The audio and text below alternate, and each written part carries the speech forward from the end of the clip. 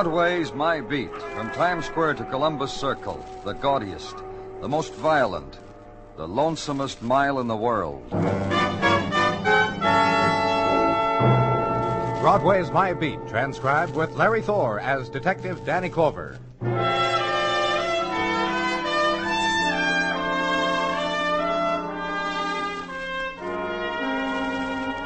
When September fades and autumn has caught hold, Broadway comes up with a miracle.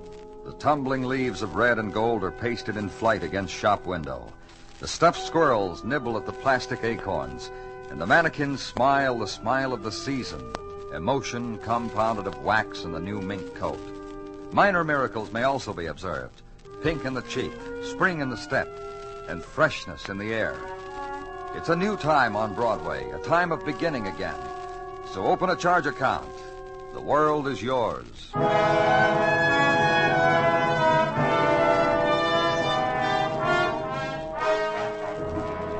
And downtown, where I was, police headquarters, the day is different according to quality of violence. For instance, this day. To death. Fractured cricoid and hyoid cartilage, etc., etc. You know, standard bruises and fractures for strangulation. What about the strangler, Muggerman? Name's Al, let me see, Al Whittier. Emergency hospital. Officer Kenny Slug caught him in the chest just above the heart. Maybe Whittier will live, maybe he won't. You want to talk to that lady now? Yeah, get her. Mrs. Bell? In here, Mrs. Bell. When are you going to Just take it easy, Mr. Hendricks. We'll get to you as soon as we can. All right, in here, Mrs. Bell. It's Lieutenant Clover. Hello? Hello, Miss Bell. Don't mind. I like to say my say and get out. Oh, sure. Go ahead. Well, she was screaming. Mrs. Temple was, right? Mrs. Temple was screaming, and I heard... You live right across from the Temple apartment, right?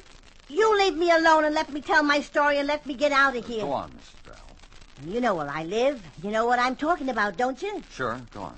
Well, so she was screaming, and I heard like furniture falling all over the place. I quick ran across the hall and knocked on the door and said, "Are you all right, Mrs. Temple? Are you all right, Mrs. Temple?" I stood there knocking, and the screaming stopped. Detective Mark? Yeah. Yeah, I'll take it. Yeah, sure. What about him? Take that phone over there, Marvin. Mr. Temple, Danny's calling from Chicago. Yeah. Yeah, hello, Mr. Temple. Sure, Okay, Mrs. Bell. The screaming stopped. Yes, Look, I never knew what the word ominous... Yeah, ominous. I never knew what it really meant, but it popped into my mind. The silence behind that door after her screaming stopped. Then what did you do? Well, then I ran down the end of the hall to the fire escape window and yelled for the cops. That one that... His name's Officer Kenny. Well, he was using the crawl box. He come a-running, kicked in the door. What did you see when the door... You know. What do you ask me questions you know for? Your people took pictures of it. Her, Mrs. Temple, lying there strangled to death, and that fellow... You took pictures of it. And you know what a picture is. Temple from Chicago, Danny. Reaction about his wife's being murdered. He repeats over and over, it's too bad. His plane's being grounded on account of weather, but he'll be in New York as soon as he can. Right. 1,000 words. Huh? I was just telling Lieutenant Clover what a picture was. Thanks, Mrs. Bell. You can go home now. Oh, pardon me, ma'am. I guess when you opened the door to come out, It's quite all right. I'm sure. Hi, fellas. Hi, Gino. Joe. Here, take a look at this, huh?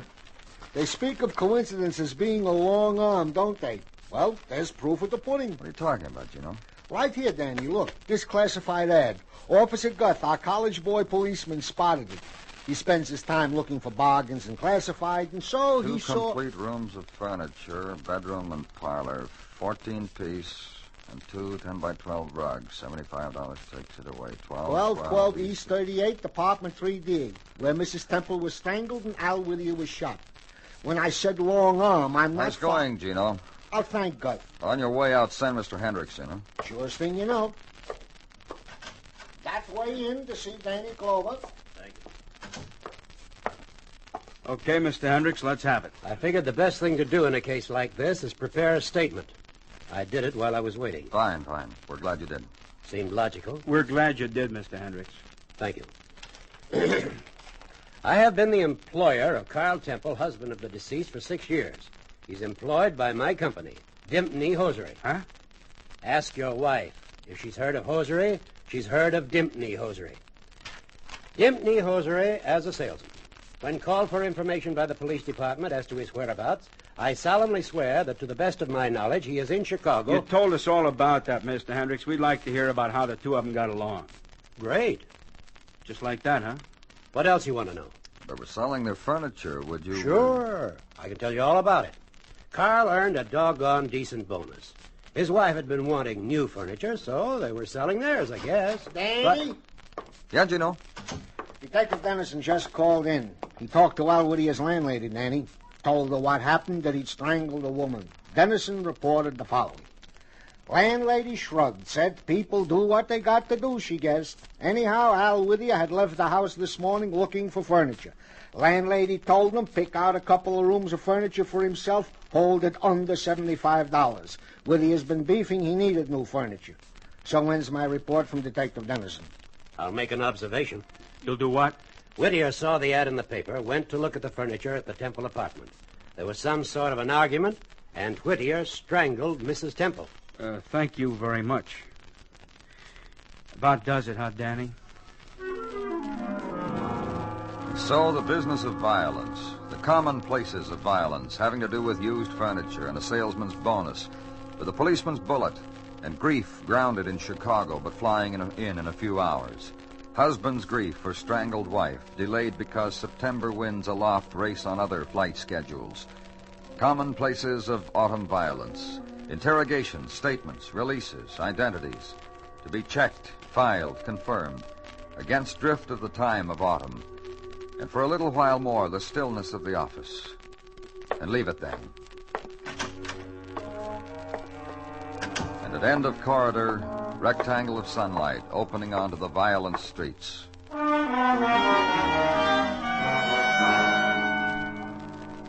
Legwork then.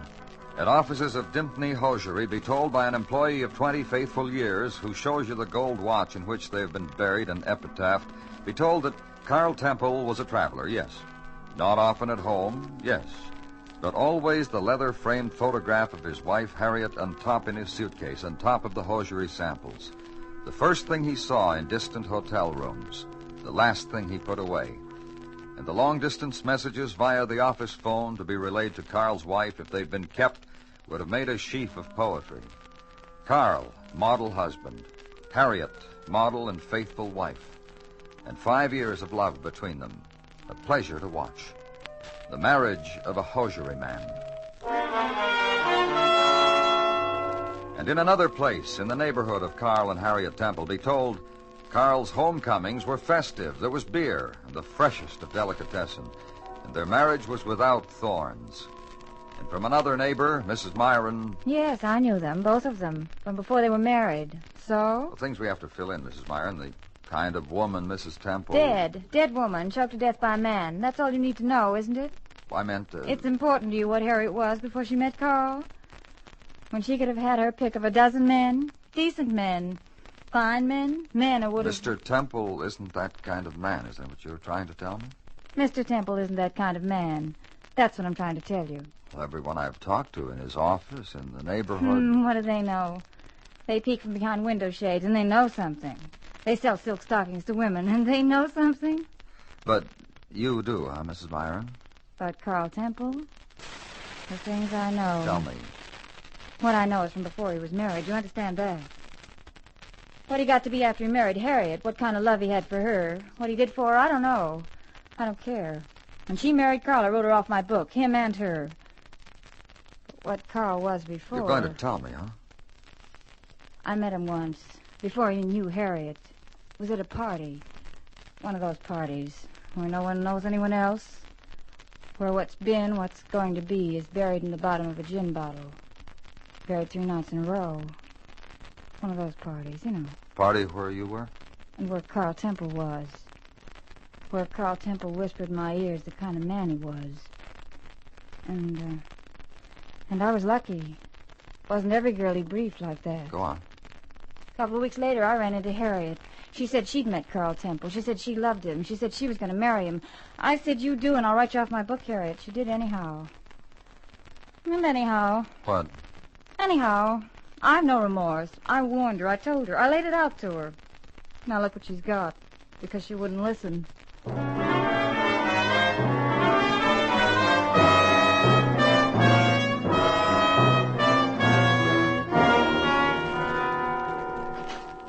Danny?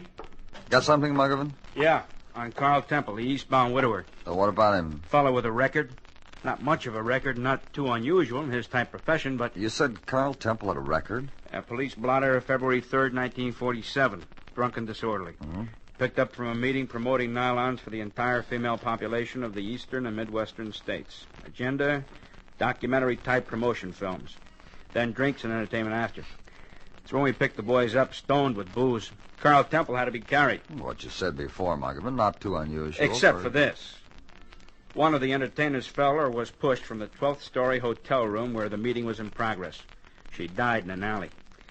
The agent who booked the acts didn't know her name. Nobody did. That's why in Potter's Field the marker on her grave says Jane Doe. Everyone was questioned, but... You mind I get that, Danny? My pleasure. Lieutenant Clover's office, Detective Muggavan. Yeah. Yeah, he put him through. Long distance from Chicago, Danny. Carl Temple called. Yeah. Yeah, Mr. Temple. Well, that's nice. Then we can expect you in a few hours. Yeah. No, Mr. Temple, we have... Danny, I just got word from... Hold it, will you, Gino? A man's trying to talk to me all the way from Chicago. Detective Muggavan, I am supposed to know this information just from the expression... Just hold it, huh, Gino? Yeah. Yeah, I'm sorry, Mr. Temple. Well, don't worry about that. We'll meet you at the plane. That's right. It'll save time. No trouble, Mr. Temple. You're welcome, Mr. Temple. Temple, Danny, he apologized again for keeping us waiting. He says the weather's lifted and he's boarding a plane. Says he's on his way. What were you trying to say, Gino? That I just got word from the hospital. Dr. Sinsky said if you are busy, just to relay to you the information concerning... Get off it, huh, Gino? What information? That Al Whitty, a strangler of Harriet Temple, died in his sleep a few minutes ago. Peacefully. That information, Detective Muggavan.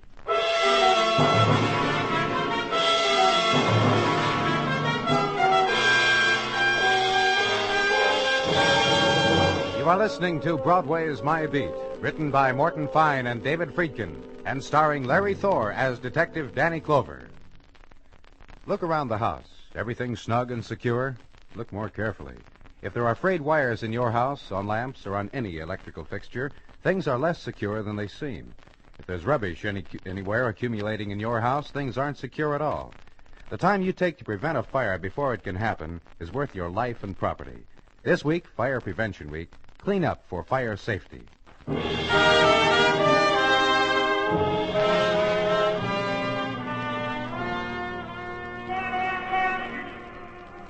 With autumn, the daytime is of a new texture on Broadway.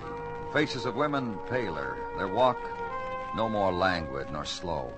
Swirlings of morning mist from colder waters, and the sheen of pavement chill, which is why hawkers are sheltered now in doorways and empty arcades, which is why the autumn deals are slipped out of topcoat pockets, frayed, and the smell of mothballs on them. And the hawker's autumn tune, Get With It, Kid, or Get Lost. And because Warm of Summer has long since been sold out, because new season was on you before you knew it, set the hawker's deal and know the terms. The clause where it says, not responsible for loss. That stands. And other autumn textures at police headquarters, morning coffee, cold in waxed container, and a cigarette ground into it. Texture of morning newspapers folded to yesterday's violence, creased. You read this one, Danny? No. Feature stuff. They let an artist loose on this one. Artist with an imagination. Oh? Al Whittier, unknown killer. Why he strangled Harriet Temple. Hey, look, Danny, 9 reasons illustrated. Muggavan, Oh, just a minute, huh, Danny? Home, my wife lets me read my breakfast paper. Hey, how about this? They dug up a photo from 6 years ago where Jane Doe hit the alley 12 floors down from a hotel room, and this. Artist's conception of room she dropped out of. Chaps in paper hats, smoking fat cigars. Hey, this one's labeled Carl Temple. Life-size cake on the table, champagne buckets. you finished, Muggavan? Yep. Breakfast's over, huh, Danny? Now we Yeah, get to work. now. What about Carl Temple? I left the report down at the front desk, didn't I? No. Oh, it doesn't matter a whole lot. I just left your note saying I picked up Mr. Temple at the airport real early this morning. Mm-hmm. First thing he wanted to do was see his wife. I said, sure. Took him to the funeral parlor where... What? Well, he looked at her. He yelled once from here. And he fell in a heap. I checked his doctor a while ago. The doc says Mr. Temple's doing fine. He'll let me know the minute when Mr. Temple's any questions. Then you'll let me know, huh, McGovern? You'll let... Danny, there is a gentleman outside who wishes to converse with you. Who is it, Gino? A Philip Stanley. He says, if you are troubled about a Jane Doe who fell from 12 floors years ago, he can serve. Well, that's how he said it, Danny. His very... Throw him in, Gino.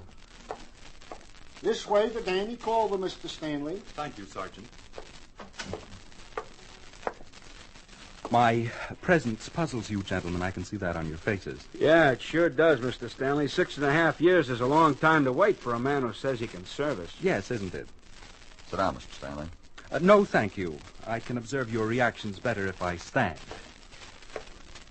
So, here I can study your faces When you tell us what you know about a Jane Doe. Whose memory this morning was rekindled for me by the newspapers. Who fella was pushed out of a 12-story window 6.5 years ago. And I was there. Your faces reflect the exact emotion I had hoped for. From men of your profession, that is. We're glad for you, Mr. Stanley, both of us. Well, thank you. You said you were there. Yes, and there it was also that I studied human emotion and reflex and reaction to my probings. I do that, you know. We didn't know. You do what, Mr. Stanley? A study, observed, question, humanity, its specimens, their strengths, their frailties, their hidden things. You get paid for doing that? Oh, it has its own compensations.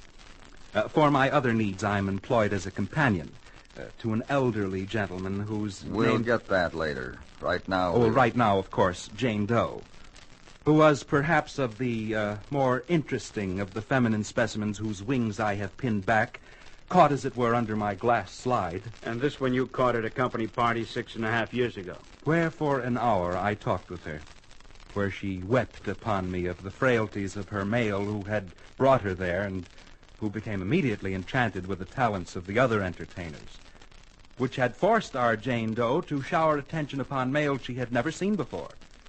That hour. And then she went from me. Then she plunged into space. And I watched her flight. Mr. Stanley. Yes? A student like you, a pure scientist like you. You get your specimen's name? Oh, of course. Janet Benton. And her Habitat East River apartment. I've tried to recall the exact address, but that memory has failed me. I'm sorry. Another question, Mr. Stanley. This happened 6.5 years ago. Why did it take you so long? So long to come forward with knowledge? Because I should not have been in that place. Because if the elderly gentleman to whom I am companion would ever have known, why, when he dies, he would cut me off without a sou. The gentleman? Uh-huh. Get out of here. You watch Mr. Stanley as he walks over to the door. Starts to turn toward you again, thinks better of it. Makes a decision. Goes through with it. Routine again. Pose the new name, Janet Benton, girl of 6.5 years ago. Girl who once lived someplace near the river. Mr. Stanley didn't know exactly where. So search an old city directory and come up with an address that matched. Janet Benton, it read, then some dots. Then 537 First Avenue. A one-line statistic. Life according to page and column that didn't appear the next year. Go there.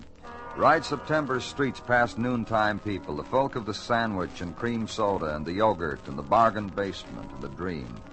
Past them toward river and tugboat, an oily green. And close to it, address you're looking for. Hey, you. Hey, you. Nobody home in there. Thanks. You looking for somebody? I said, are you... Police. What's your name?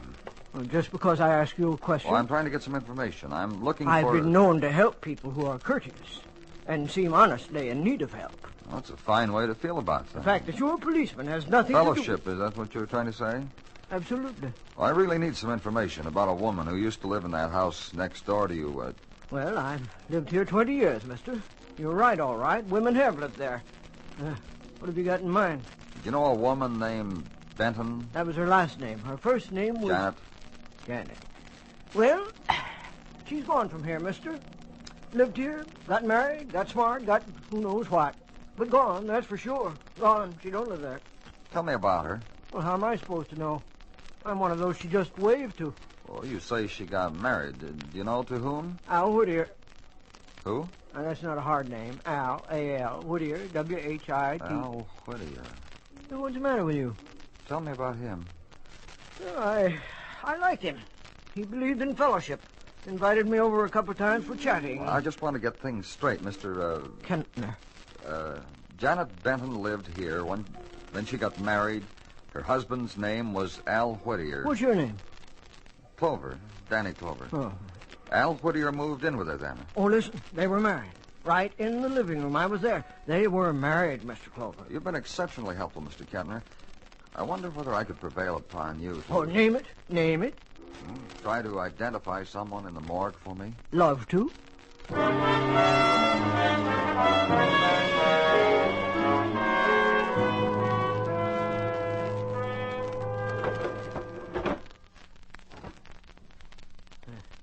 That's Al, okay.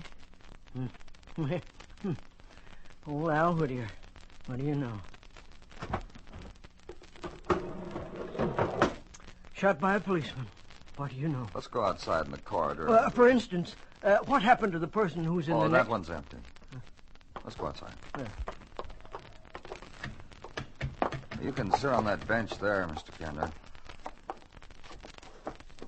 How long has it been since you last saw Al Whittier?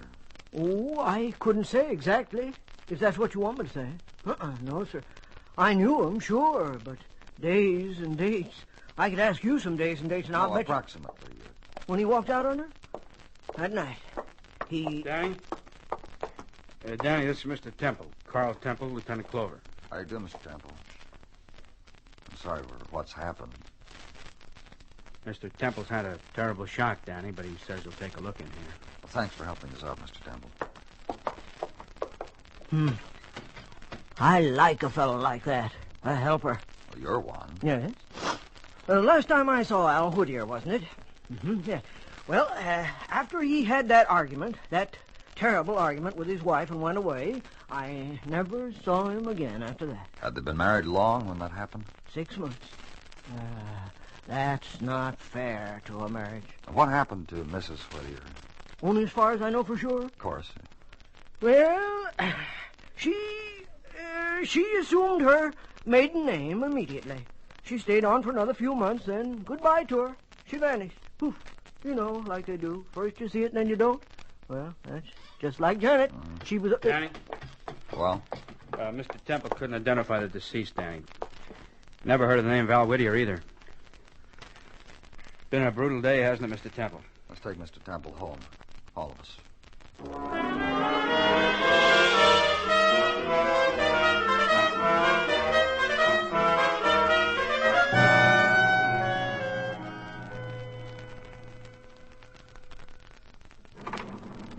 You haven't been home yet, have you, Mr. Temple? No. Look, Mr. Clover... Just one more minute, Mr. Kentner. I want to thank all of you for your courtesy. Mind if we come in? Why should you? Mind if Mr. Kentner takes one little peep inside? I don't see... Go ahead, Kentner, have a peep. Mm-hmm. What do you see? Well... Now, just play it straight, Mr. Kentner. What do you see? This is a good day for me. I've been very helpful. Come on, Kentner. You want me to say it's the furniture? Well, it's the furniture, all right. What's he talking about? What are you talking about, Kentner? It's the furniture, all right. I've seen it before, then, huh? I sat on it. You fellas want to see the reason that I was never asked back to the Whittiers? Well, you see the stain mark on the coffee table? I did it. Thanks a lot, Mr. Kentner.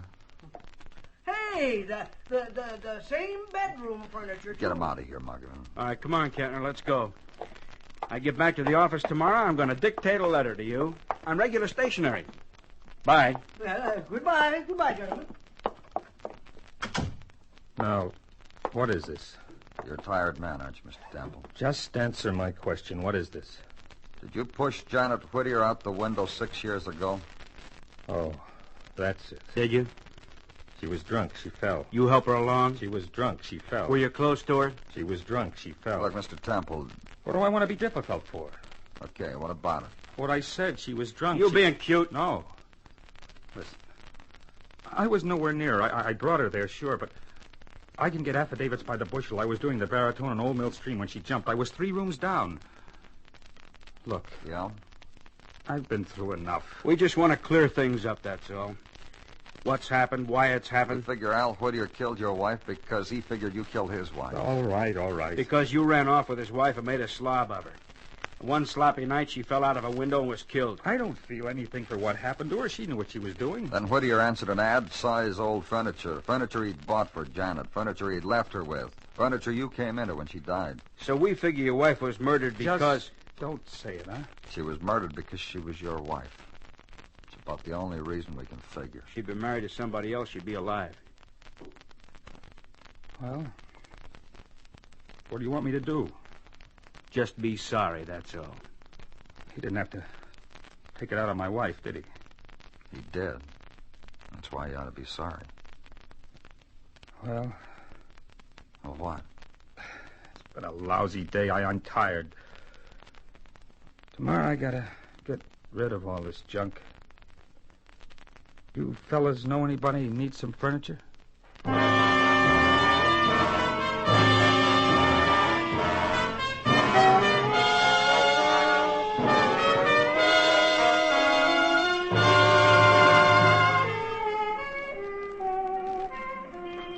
It rolls over Broadway now, the shock of the night. The sound of it, a thing of laughter and trumpet and a million-throated voice. And from 1,000 streets they gather to come here to scream at the roar, let the wave of night roll over them, gather them up, spill them into the doorway of their choice. It's Broadway, the gaudiest, the most violent, the lonesomest mile in the world. Broadway, my beat.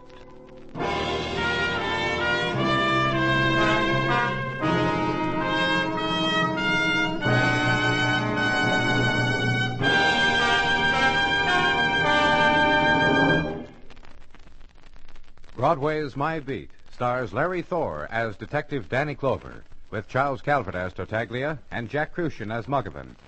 The program is produced and directed by Elliott Lewis, with musical score composed and conducted by Alexander Courage.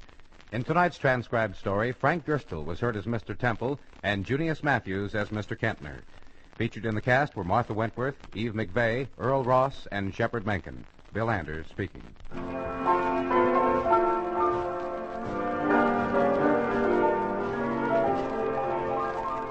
There's fun afoot when you meet Millie and meet Mr. McNutley Thursday nights on CBS Radio. Elena Verdugo plays Millie Bronson in the wacky comic strip Come Alive that CBS Radio sends your way whenever you meet Millie.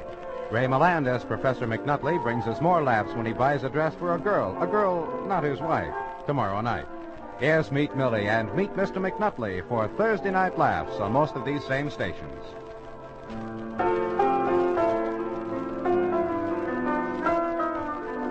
Hear The American Way starring Horace Heidt Thursday nights on the CBS Radio Network.